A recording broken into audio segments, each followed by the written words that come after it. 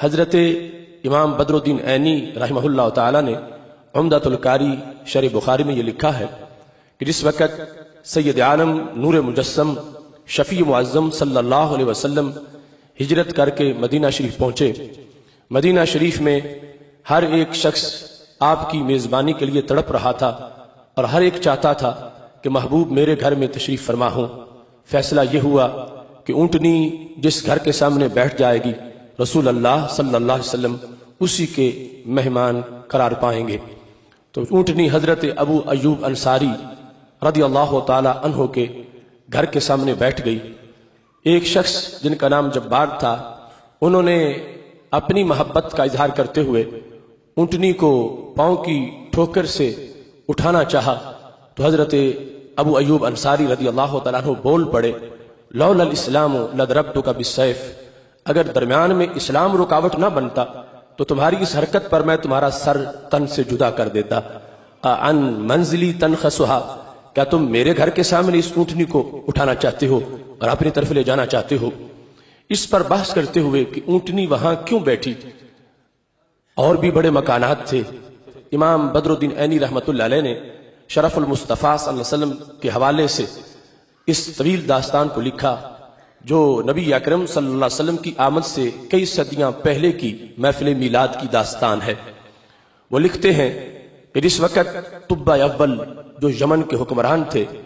وہ رسول اللہ صلی اللہ علیہ وسلم کی ولادت سے 1000 سال پہلے مکہ شریف آئے اور مکہ شریف سے انہوں نے یثرب کا سفر کیا۔ جب یثرب میں پہنچے، وہاں اس وقت کوئی آبادی کا نام و نشان نہیں تھا اور بیماریوں کی وجہ سے اس علاقے کو یثرب کہا جاتا تھا۔ طب اول کے ساتھ تقریباً 400 جید علماء کرام تھے جو اس وقت کے آسمانی علوم کے ماہر تھے، جو نابغہ روزگار بھی تھے اور نہایت پارسا انسان تھے، چونکہ وہ 400 کے 400 شادی کے بغیر اپنی زندگیاں بسر کر رہے تھے۔ تو طب اول کو انہوں نے ایک میٹنگ کے بعد یہ کہا کہ آج تک آپ جہاں گئے ہم نے تمہارا ساتھ دیا، مگر اب ہم آپ کے ساتھ ساتھ جانے سے ہم معذرت خواہ ہیں، ہم اسی جگہ پہ رہنا چاہتے ہیں جہاں ہم پہنچ گئے ہیں۔ سألہم عن سر ذالک، تو طبا نے پوچھا اس کا سبب کیا ہے؟ میری حکومت، میری جاگیریں، میرے خزانے یمن میں سب کچھ ہے اور آپ اس ویرانے میں کیوں رہنا چاہتے ہو؟ تو انہوں نے کہا ناجد فی کتبنا نبیا اسمہ محمد صلی اللہ علیہ وسلم حاضی دار مہاجرہ، ہم نے اپنی کتابوں میں ایک نبی صلی اللہ علیہ وسلم کا نام پایا ہے، ان کا اسم شریف محمد صلی اللہ علیہ وسلم ہے، ان کے بارے میں ہماری کتابوں میں لکھا ہے کہ وہ ہجرت کر کے اس جگہ آئیں گے، ہم نے اس جگہ کی ساری علامتیں دیکھ لی ہیں۔ تو اگرچہ ان کی ابھی جلوہ گری نہیں ہوئی مگر ہو جائے گی، ہم اس انتظار میں ہیں، ان کا میلاد ہوگا، ولادت ہوگی، دنیا میں تشریف لائیں گے تو پھر ہجرت کر کے یہاں بھی پہنچیں گے۔ تو اگرچہ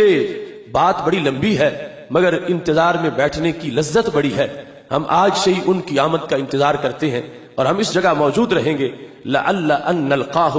شاید کہ ہماری ان سے ملاقات ہو جائے، ان سے ملاقات کے لیے ہم ترس رہے ہیں، تڑپ رہے ہیں، ہم نے کتابوں میں ان کے بارے میں پڑھا ہے۔ اب دیکھو، ابھی رسول اللہ صلی اللہ علیہ وسلم کی ولادت نہیں ہوئی، 1000 سال پہلے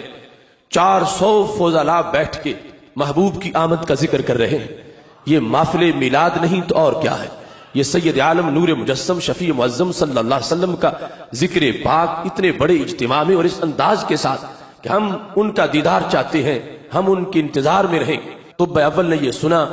ایک تم ہی تو نہیں ہو محبت میں خستہ حال، اس راستے میں اور بھی آشفتہ سر ملے، میں یمن میں جا کے اپنی بادشاہت کو کیا کروں گا، میں اس سلطنت کو کیا کروں گا، ان جاگیروں کو کیا کروں گا، اگر تم یہاں ان کے انتظار میں ہو تو میں بھی یہاں ان کے انتظار میں رہتا ہوں۔ تو طب اول نے نبی اکرم نور مجسم شفیع معظم صلی اللہ علیہ وسلم کے انتظار میں وہاں رہنے کا ارادہ کر لیا۔ اب اس کے بعد وہاں انتظامات شروع کر دیے، بنا لکل واحد دارا، طب اول نے اپنے خزانے منگوا لیے اور کہا یہ جو 400 فضلاء ہیں جو حکیم ہیں اور فراست اور تدبر سے لبریز جن کی زبانیں ہیں، ان کے لیے یہاں گھر بنایا جائے۔ تو ہر ایک شخص کے لیے، ہر ایک عالم کے لیے طبا نے مدینہ شریف جہاں آج ہے اس جگہ پر ایک ایک گھر تعمیر کیا اور یہ سارا بندوبست محفل میلاد کے لیے ہو رہا تھا۔ آج کوئی تھوڑا سا بندوبست کرے، لوگ بدعت اور شرک کے فتوے لگانا شروع کر دیتے ہیں۔ وہاں جب گھر بن رہے تھے، مزدور لگے ہوئے تھے، مستری اینٹیں لگا رہے تھے، تو تصور کیا تھا؟ تصور یہ تھا کہ محبوب علیہ السلام کی دنیا میں جلوہ گری ہوگی، وہ پھر یہاں تشریف لائیں گے۔ تو طبا نے صرف گھر ہی نہیں بنائے بلکہ گھر والیوں کا بھی اہتمام کیا۔ اس نے 400 خواتین اپنے پیسوں سے خریدی اور ان لونڈیوں کو آزاد کر کے ہر عالم کے ساتھ ایک کی شادی کر دی۔ اس کے دل میں یہ تھا کہ یہاں آبادی ہونی چاہیے تاکہ جب وہ محبوب تشریف لائیں تو طلع البدر علینا پڑھنے والے بھی موجود ہوں، ان کا استقبال ہو رہا ہو، ان کے لیے یہاں رونق موجود ہو، تاکہ جب وہ تشریف لائیں تو قصیدے گونج رہے ہوں۔ تو طبا نے یہ کہا ہو سکتا ہے یہ جو آج محبت میں تڑپ رہے ہیں ان کی زندگیاں وفا نہ کریں، یہ دنیا سے چلے جائیں، اگر ان کی نسل نہ ہوگی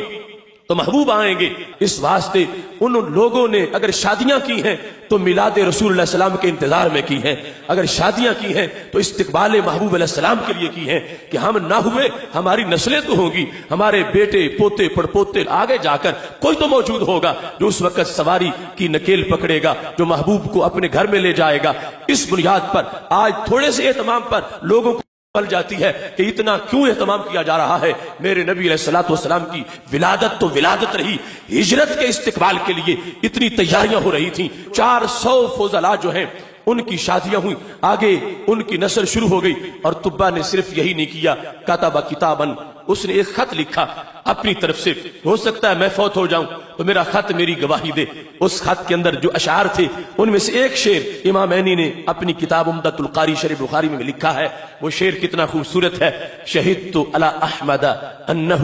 رسول من اللہ بارئ النسام، میں یہ گواہی دیتا ہوں حضرت احمد علیہ السلام پر کہ وہ اللہ کے رسول ہیں، وہ اللہ جو روحوں کو پیدا کرنے والا ہے۔ شہدت علی احمد انہ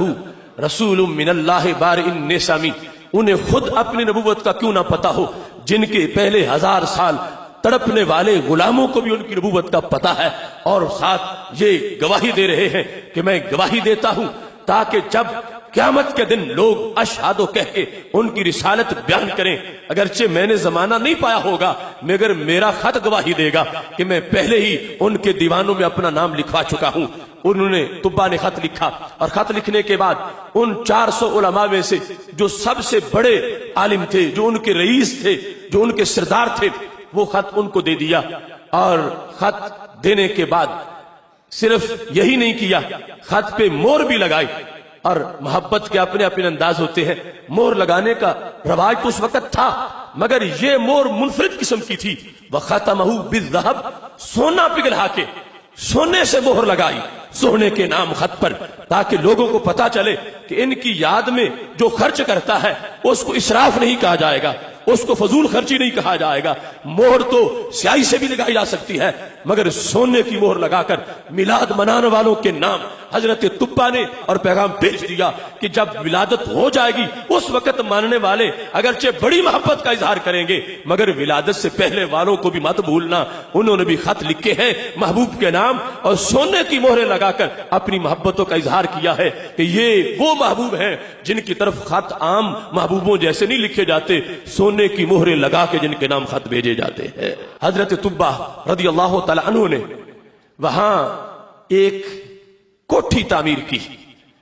وَبَنَا لَهُ دَارًا، کہ جب میرے محبوب علیہ السلام ہجرت کر کے آئیں تو مکان پہلے موجود ہونا چاہیے۔ اور یہ دوسری احادیث میں ذکر ہے کہ وہ مکان 2 منزلہ تھا، حالانکہ اس وقت عرب کے رواج میں ابھی ولادت سے 1000 سال پہلے بمشکل کسی کو کوئی کٹیا نصیب ہوتی تھی یا 1 منزلہ مکان ہوتا تھا، لیکن اس بادشاہ نے جو ہمارے نبی علیہ السلام کے لیے مکان تیار کیا وہ 2 منزلہ مکان تھا،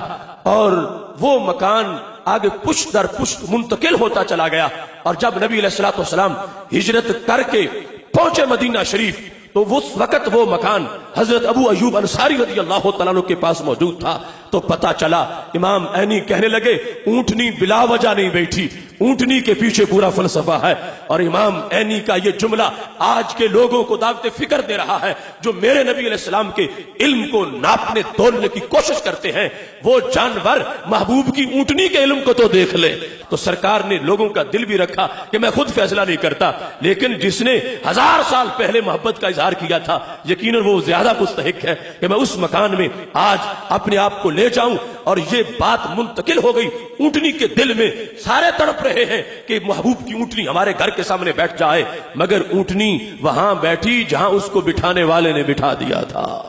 سید عالم نور مجسم شفیع معظم صلی اللہ علیہ وسلم کی آمد کے لیے کتنے اہتمام ہوئے، کتنے بندوبست ہوئے کہ بادشاہ نے وہ مکان بھی پہلے بنا دیا، خط بھی بھیج دیا تاکہ محبوب علیہ السلام کی جلوہ گری ہو تو میری گواہی محبوب کے سامنے پیش کر دی جائے۔ کہ حضرت طبا نے گھر بھی بنا دیا اور خط بھی لکھ دیا۔ اب جس وقت اونٹنی بیٹھ گئی محبوب علیہ السلام کے اس گھر کے سامنے جو حضرت طبا نے تعمیر کیا تھا، اب جس کے پاس خط تھا وہ شخص بھی، جس کے پاس خط آگے نسل در نسل پہنچا تھا، کیونکہ جس بڑے عالم کو خط دیا تھا وہ فوت ہو گئے، ان کے بیٹے فوت ہو گئے، پوتے فوت ہو گئے، پڑپوتے فوت ہو گئے، اور خط آگے منتقل ہوتا رہا۔ اب جب محبوب علیہ السلام تشریف فرما ہو گئے تو وہ شخص جس کے پاس اس وقت خط تھا حضرت طبا کا، تو محبوب علیہ السلام کے سامنے وہ شخص آیا، نام اس کا ابو لیلہ تھا۔ جب وہ ابو لیلہ میرے نبی علیہ السلام کے سامنے ہوئے، ابھی ابو لیلہ کی سرکار سے پہلے ملاقات نہیں ہوئی، ابو لیلہ کو یہ پتا نہیں ہے کہ وہ کون ہے نبی حضرت محمد مصطفیٰ صلی اللہ علیہ وسلم کہ جن کے شوق میں آج گلی کوچوں میں دھوم مچی ہوئی ہے۔ وہ سامنے ہوا، فلما راہو، جب ہمارے نبی علیہ السلام نے اسے دیکھا تو فوراً فرمایا انت ابو لیلہ ومعک کتاب طبا، اور تم ابو لیلہ ہو اور تمہاری جیب میں میرا خط موجود ہے۔ حضرت ابو لیلہ حیران رہ گئے کہ ابھی میں نے نہ اپنا تعارف کروایا ہے، نہ میں ان کو جانتا ہوں، یہ شخص مجھے دیکھتے ہی اتنا علم ہے، اتنے ان کے پاس دور سے دیکھنے والی آنکھیں ہیں، چلو کسی کے نام کا پتہ ہو مگر دیکھا نہ ہو کہ فلاں کا یہ نام ہے، تو نام سے بھی بندے کا پتہ نہیں چلتا جب تک کہ کوئی نہ بتائے کہ فلاں نام والا آ گیا ہے۔ انہیں میرا نام بھی پتہ ہے اور انہیں پتہ ہے کہ جس کا یہ نام ہے وہ یہ انسان ہے، انہیں میری جیب کا بھی پتہ ہے، جیب میں جو خط ہے اس کا بھی پتہ ہے، اور خط میں جو لکھا ہے اشہد علی احمد انہ رسول من اللہ بار نسامی، جو حضرت طبا کی طرف عہد محبت ہے، اس کا بھی ان کو پتہ ہے۔ تو ابو لیلہ نے پوچھا من انت، تم بتاؤ تم کون ہو، تعارف کیا ہے؟ فرمایا انا محمد صلی اللہ علیہ وسلم، میں حضرت محمد مصطفیٰ علیہ السلام ہوں۔ ہاتھ الکتاب، فرمایا تم میرا خط باہر نکالو۔ تو خط جب پیش کیا گیا اس میں وہی شعر لکھا ہوا ہے اشہد علی احمد انہ رسول من اللہ بار نسامی، ایک شعر نہیں پورا قصیدہ لکھا ہوا ہے۔ اور حضرت طبا نے اپنی محبتوں کا اظہار کیا ہے کہ محبوب تمہارے انتظار میں میری روح نکل رہی ہے، میں دنیا سے جا رہا ہوں، مگر قیامت کے دن میری لاج رکھ لینا، مجھے کافروں میں شمار نہ کرنا، میں دل پگھلا کے تم سے پیار کر رہا ہوں۔ سرکار دو عالم نور مجسم شفیع معظم صلی اللہ علیہ وسلم کو جب وہ خط پیش کیا گیا، فرمایا مرحبا بطبا الاخ الصالح، اے طبا میں تیرے خط کو خوش آمدید کہتا ہوں۔ مرحبا کہہ کر 3 مرتبہ میرے نبی علیہ السلام نے اس خط کو پکڑا اور خوش آمدید اور مرحبا کہا، اور اپنے صحابہ پر بعد میں واضح کر دیا، فرمایا لا تسبوا طبا، فرمایا کوئی بندہ طبا کو گالی مت دے، اس واسطے کہ اس نے مجھ پر ایمان کا اعلان کیا تھا۔ طبا کی بات اور ہے، اس نے میری آمد سے 1000 سال پہلے میرا میلاد منایا، اس نے اتنا اہتمام کیا، اس شخص نے اس انداز میں اس چیز کو واضح کیا۔ اس بنیاد پر سید عالم نور مجسم شفیع معظم صلی اللہ علیہ وسلم باخبر ہے کہ کون میری محبت میں کھل کے پھول بنا ہے اور کون جو ہے وہ راکھ ہو چکا ہے بغض میں، وہ جانتے ہیں کہ کون میری آمد پر خوش ہے اور کون گھروں کو سجا کے بیٹھا ہے اور کس کے ہاں صف ماتم ہے۔ یہ جو پہلے کے احوال ہیں، ابھی ولادت نہیں ہوئی تھی اس وقت کی محفل میلاد اتنی بڑی ہے اور اہتمام اتنا بڑا ہے۔ آج ہم 400 دیگ پکائیں تو یہ بہت اظہار محبت ہوگا، مگر طبا نے تو 400 گھر بنائے، 400 گھر آباد کیے، اس لیے کہ یہ وہ جگہ ہے جہاں میرے محبوب ہجرت کر کے جلوہ گر ہونے والے ہیں۔